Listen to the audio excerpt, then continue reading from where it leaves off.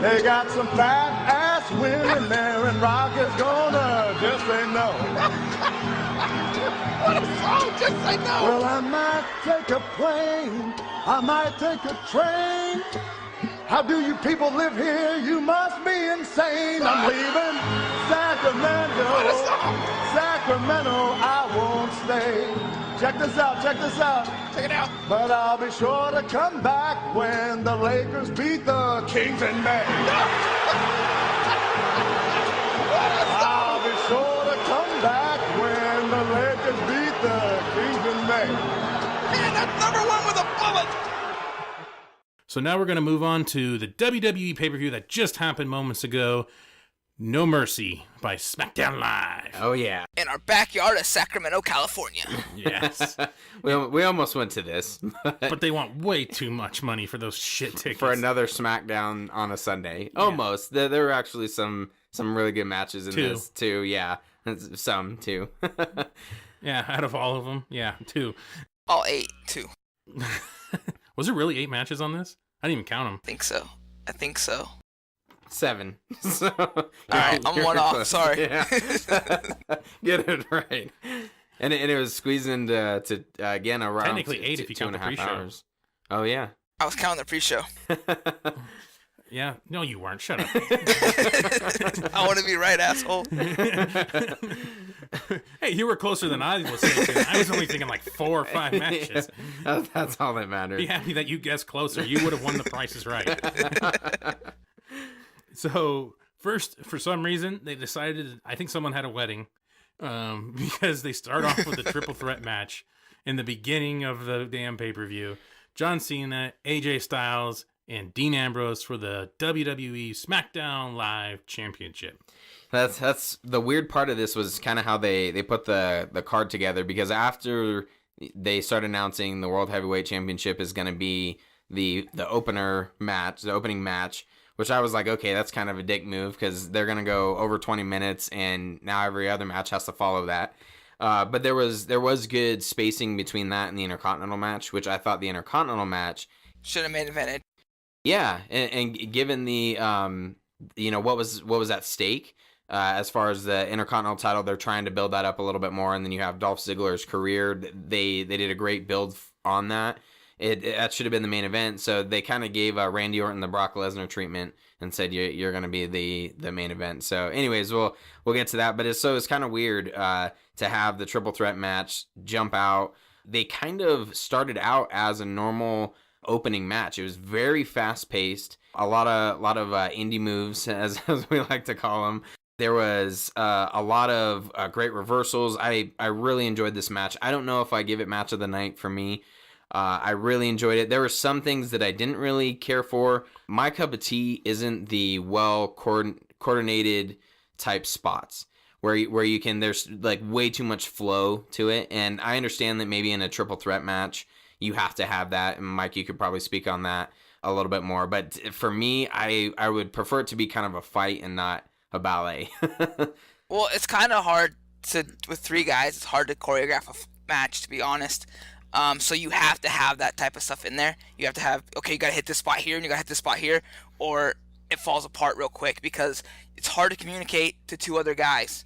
You know what I mean? So you have to kind of be like, all right, we're going to do this, this, and this, and we're going to kind of fill her in here, but you got to hit those moves, and that's why it looks so choreographed, because it legit is. Yeah, okay, that makes sense. And I give them that. There's some great spots in this match. There was, like I said, some great reversals. There was the one that was kind of the John Cena's FU that was rolled into a calf crusher. So there were some great spots in this. That was just kind of the one thing. And then Ambrose, again, he was overselling a little bit on the STFU. Yeah, I noted on the STFU, Dean looked like he ate something sour. His facial expressions, he just like, making a bunch of things. I also wrote down AJ is probably going to get hit for a wellness policy violation doing steroids. Oh, man. When he had fucking John Cena up on his shoulders and spun him around into like, I don't even know what the fuck it was, but John Cena's like, what, 250, 260? Yeah, Yeah, gotta be. And yeah, he threw him around like a rag doll. And it was just like fucking A. Steroids affect everyone different. Yeah, that fucking Adderall is beastly. Yeah, exactly. So this was a great match. I really liked it. They went 19 and a half on the first part. And basically there was kind of a double submission at the end, which that was pretty cool. It was different. AJ taps, which I didn't care for that just because I don't want to see AJ Styles tap. But the other kind of downside is when the match restarted, there wasn't a longer pause to make the match restart. And I wasn't following the official enough to get that he had restarted the match. I don't know if there was another ring bell or what happened, because he called for the bell instead of waving it off and saying no, you know, there's two people, and then the match continued. They go for another about a minute and a half. Then the ending was kind of different. I liked it. I guess it was you're trying to put over a chair shot a little bit more. Yeah, 2 chair shots and Cena goes down. Yep. One to the gut, one to the back, and he's the one that gets pinned. Yeah, which he just gave Dean Ambrose an FU. And I thought mega FU or whatever that is. Yeah, I thought AJ Styles was going to slide in, hit him in the gut, hit him in the back, and then go over and pin Dean Ambrose, which probably would have made more sense. But the Superman takes the pinfall again. So Chair had kryptonite on it. Yeah, it's because he's a part-timer now, so now he can get jobbed out. And he's doing those TV shows. He's turning his back on the WWE like The Rock. And he's doing a bunch of TV shows. Never happened. Like Dwayne. Like Dwayne. Yes. My thoughts on this was that AJ Styles, I think he's the one who pulled this whole match together. That Cena's the man. I can't lie. Cena is better and better. Ever since he wrestled Edge at ECW pay-per-view, I forget which one, Cena has risen to the occasion more and more and more. And now he's done, basically, let's be honest. He's a part-timer. He's just doing it, the pay-per-views, and he does the TV, but he doesn't do the house shows and stuff anymore, which he's earned the right to do. AJ Styles this is the way to put AJ Styles over. That he's beaten Cena 4 times in a row, they said, after this, and Ambrose is just kind of there. That's just how I felt the whole time, that they just kind of threw Ambrose in there because they kind of felt like they had to. Because they're trying to push Ambrose, but it's just not working. He's not at that level as an AJ or as a Cena or a Randy Orton. He's just not there. Yeah, I agree with you. He benefited from being in this match. He didn't look horrible. You know, did what he was supposed to do, but definitely didn't stand out like Styles and Cena did. And my 3-year-old's going to be disappointed that John Cena doesn't go to house shows anymore. He's not the face that runs the place anymore, bro. Yeah, that's true. That was one thing I did note down, that AJ, when they were announcing everybody, out of baby faces and one heel, the heel got the biggest pop. Right. When they were coming out, Cena got his mix as usual. Ambrose got a smattering kind of applause a little bit. Like barely anybody reacted. Yeah, that's horrible. horrible. And AJ got the pop in the entrance and being in the ring. I don't know if they're trying to turn him tween or what they're going to do with him, but he's definitely not a heel anymore. No, but didn't he have an eye poke or something? No, that was Corbin in later this on. Match? Oh, he did a face rake. Yeah, face rake. No Yeah, that's true. But still, Austin did face rakes and low blows. So did Hogan. That's a heel move. Yeah, that's true. But he may kind of become a tweener. I don't know. But Cena did use the code red. I freaked out when he did the code red. I don't know if you guys know what the code red is, but it's a pretty sick move. Yeah, Mountain Dew. You guys never watch TNA, that's the problem. You guys need to watch old school TNA.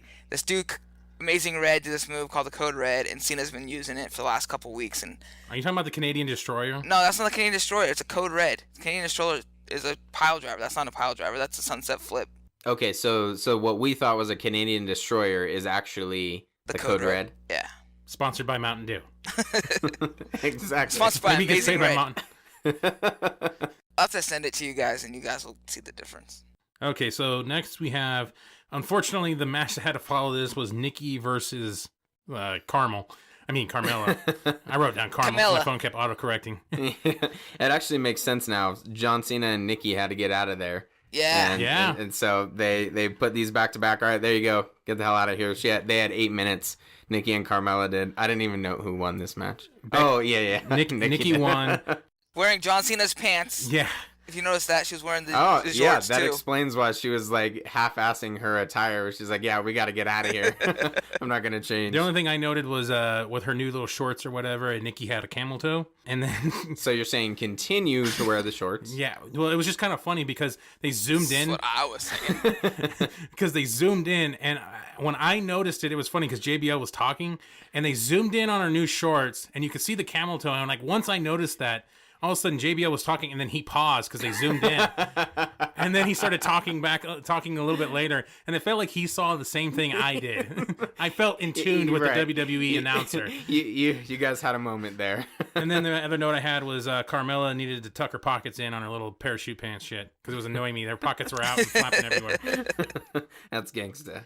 So the Usos against Slater and Rhino, they went about 10 minutes. It's kind of, I don't know, was what it was. Not too much to talk about. Slater and Rhino retain, which I thought was kind of surprising. Even though in our prediction show, that's how it went. Was... Yep, Ryback and Heath Slater. I mean, Rhino. Yeah, Rybo. Rybo. They have a name now. The Slater and Rhino? It's like Beauty and the Man Beast. That's what their tag team Oh yeah, name they is kept now. saying that over and over again. Yeah. Before I never really paid attention to the Usos when you called them 3-minute warning. But I was like, yeah, I see it now. 3-minute warning. I definitely see it now. He called you racist, and now he's like, all right, I get agree it. with your racism. I feel like the Usos plan to fight in the dark with their shoes. It looks like they're supposed to fight like glow in the dark shoes or something. Right. Those are pretty sweet. It looks like they're supposed to be in a night fight so you can see them kicking and shit. I don't know. Well, the one's wife is all glow everything or whatever the hell she does. So might. Oh yeah, that's right. All glow everything. I like it. Yeah, so they're all glowing now. So heater. So Slater and Rhino retain the SmackDown Live Tag Team Championships. Who knows where they're going with that? Apparently they had an 8-man tag in the pre-show.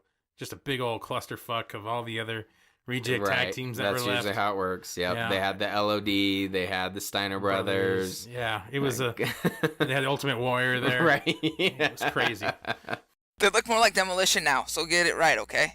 Who looks like Demolition? The Ascension. They got Okay, the yeah. black and silver now. They're demos, bro. Right. Yeah.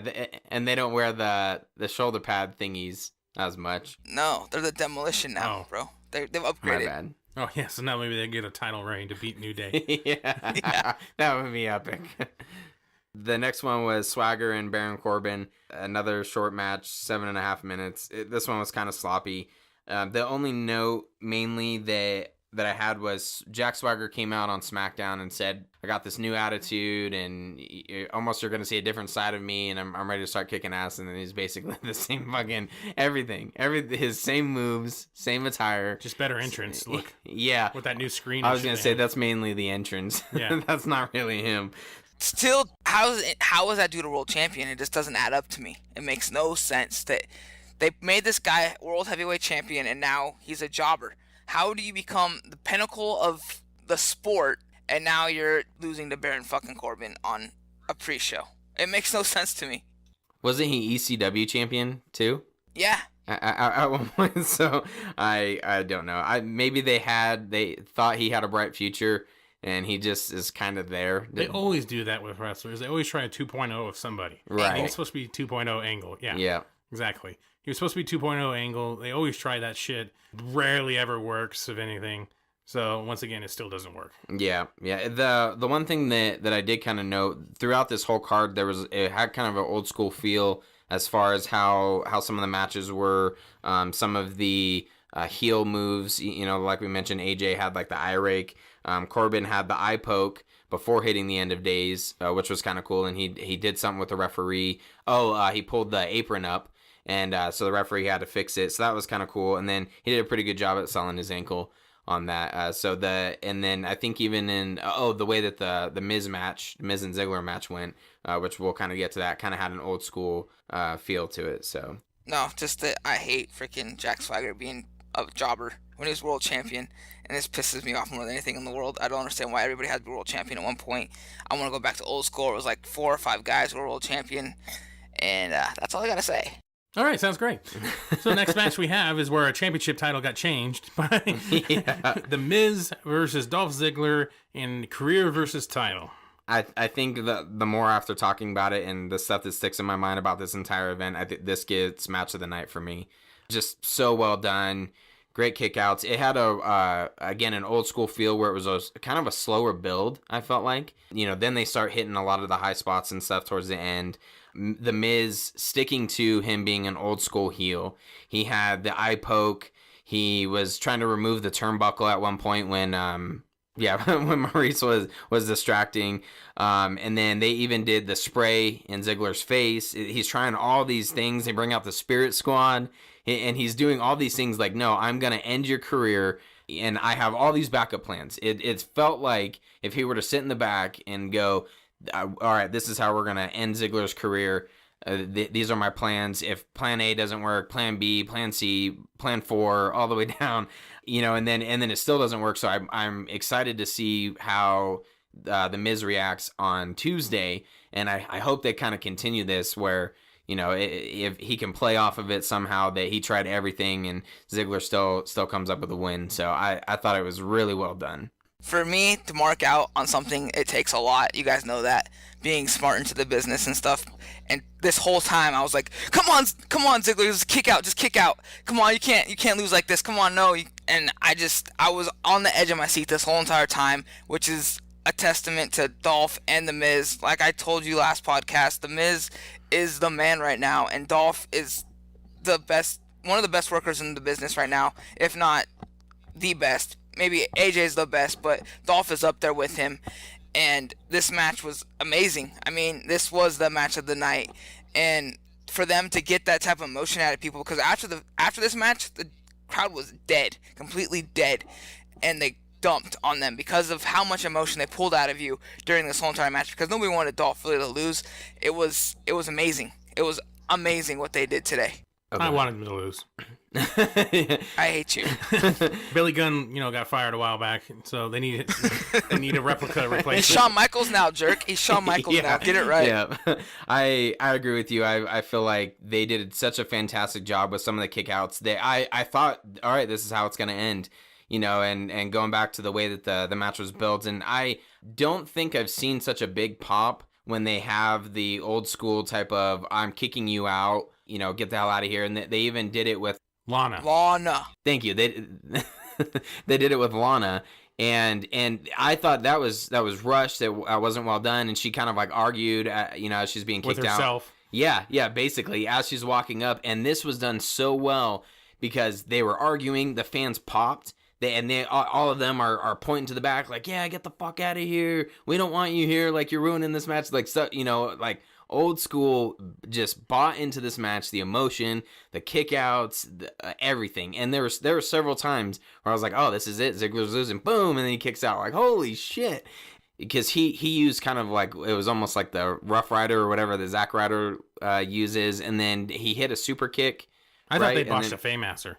Yeah, it almost looked like it, but the Miz I think he kicked out of a super kick, but it worked in this sense. It wasn't like an overdone type of John Cena 3 finishers type of match. So really well done, and yeah, you're right. The crowd was out of it again. It shows why this should have been the final match of the night. It would have left them wanting more and really appreciating, which maybe they still did, but all the fans are like, oh my gosh, that was so awesome. The start of the event and the end of the event. So where did I marked out with the Spirit Squad ran down there? Because I was like, oh my god, there's a fucking Spirit Squad. It's kind of weird, but that's just me. Marked out for the Spirit Squad. Wow. Okay, I guess they did a good job then. It's Mikey. Yeah. It was Kenny, jerk. Whatever. One of them. I don't know their names. Dolph was Nikki. Come on, dude. You need to know them all. They were tag team champions. How dare you? This isn't the Backstreet Boys or NSYNC, so I'm good. I don't need to know them. Yeah, no idea. 98 degrees of tag team champions, okay?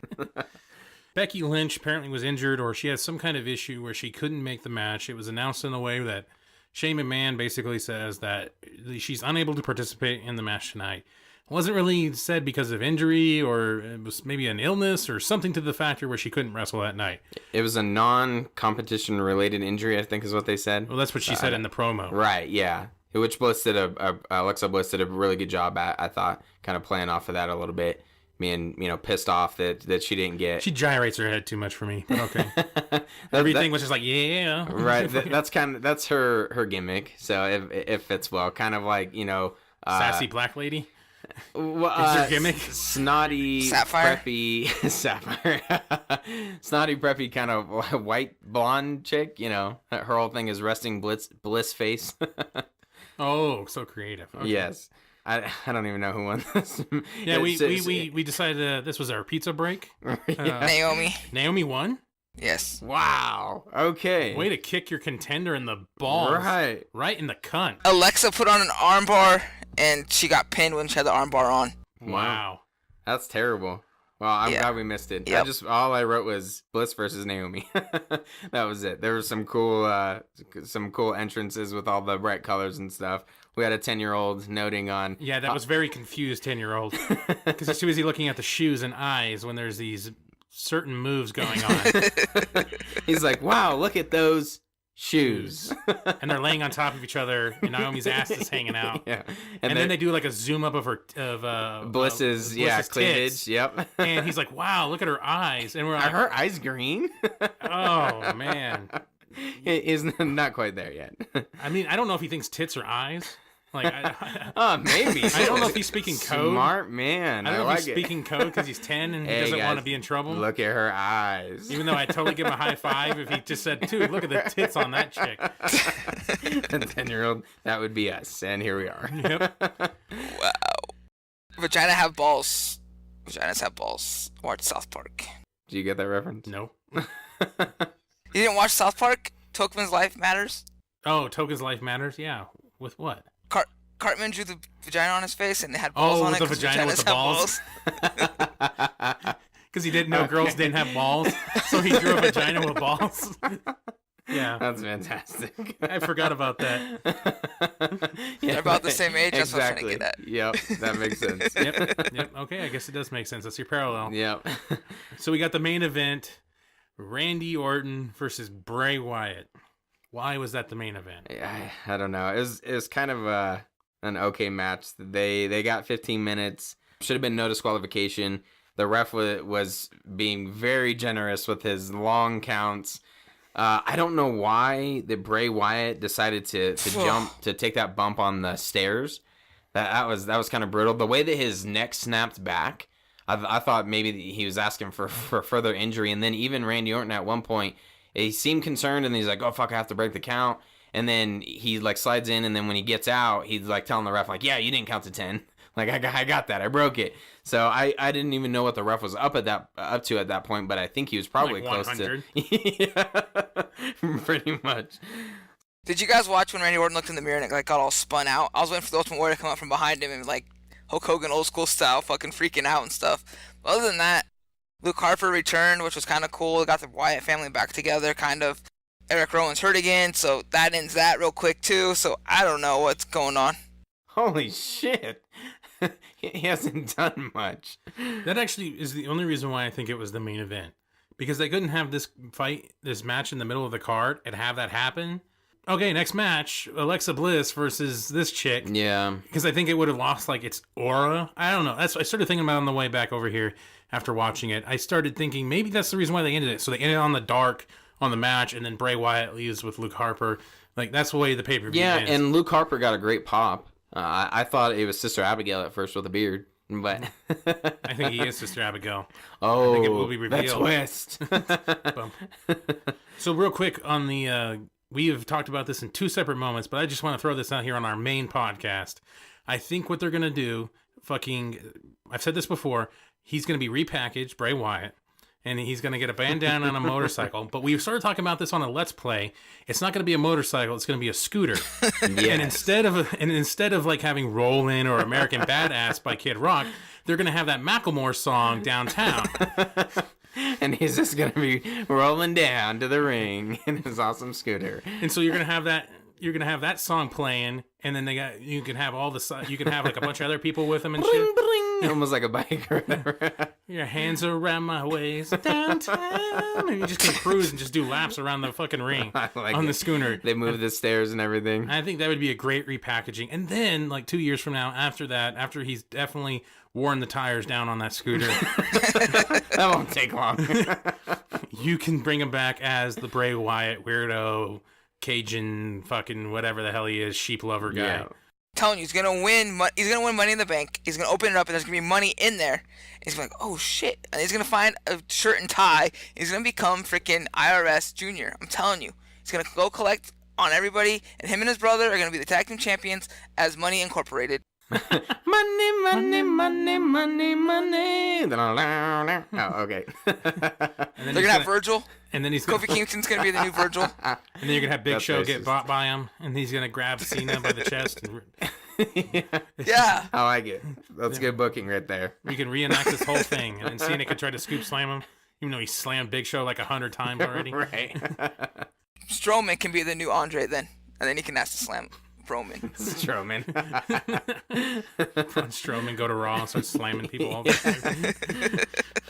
So that concludes our review breakdown of WWE No Mercy, the SmackDown Live No Mercy. All right, that's kind of a shitty ending, just like the shitty ending of the pay-per-view. I like it. It's perfect. Mike, you got any final thoughts? This was a shit show of a pay-per-view, and besides the two matches that we thought highly of, this was SmackDown. I mean, there's nothing really to get excited about. Yep, about right. Yep. Sums it up. White's words coming from some guy. All right, well, that concludes this. We'll end this. Make sure you check us out at Comic Movie Marks on iTunes or the Google Play Store, where they have any Android-supported podcast app there. Make sure to check us out on YouTube as well. We have all of our podcasts put to videos and pictures and copyrighted content. Thank you. Quack. Quack. Buy the shirt. Buy the shirt. Make sure you check out our Let's Plays. We got some Let's Plays on YouTube. We got our Lace Us Out segment going on the podcast and YouTube, and all the reviews that we've been doing. And we got all these, and Mike's probably going to be participating in a majority of these from now on. If you like them, let us know. If you don't like them, let him know. And we'll definitely get rid of them if you don't like them. We've been friends for 15 years. How are you gonna get rid of me? That's just wrong. It's easy. Just don't answer the call on the Skype. It's just going to keep calling. I can put away. Mark this away. And be sure to follow us on Facebook, Twitter, and the Instagram. You can follow our Laces Out segment on there for the entire NFL season. Mike, are you following us there? I am. You don't have Instagram, asshole. You lied. And that's why you're getting kicked off the show. That's why we only have 48 followers. No, I think it went up to 50. Oh, woo! I think that Knives guy came back. Just give it a night. They'll go away. All right. Well, thanks again. Thanks, Mike. No problem. Thank you, sir. All right. Always good to have you on sometimes. So take care now. Bye-bye then.